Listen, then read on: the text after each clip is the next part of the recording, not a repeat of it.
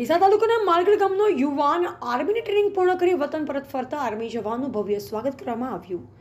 આજરોજ ડીસા તાલુકાના માલગઢ ગામે આર્મીમાં ટ્રેનિંગ પૂર્ણ કરી માદરે વતનમાં પરત ફરતા માળી કમલેશ કુમાર સુરેશભાઈનું માલગઢ ગામે ડીજેના તાલે શોભાયાત્રા નીકાળી ઢોલ નગારા સહિત ફટાકડા ફોડી મોં મીઠું કરાવી ભવ્ય સ્વાગત કરવામાં આવ્યું.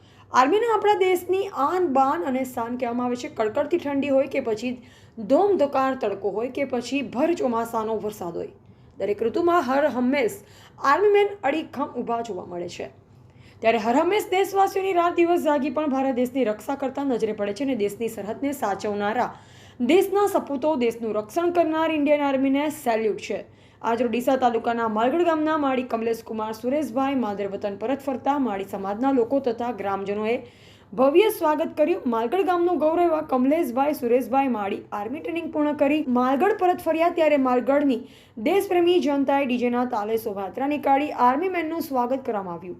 સમગ્ર માલગઢ ગામે આનંદની લાગણી છવાઈ અને માલગઢ ગામના સમગ્ર ગ્રામજનો મોટી સંખ્યામાં હાજર રહ્યા. રિપોર્ટર ભરત સોલંકી, સંબંધ ભારત ન્યૂઝ, ડીસા.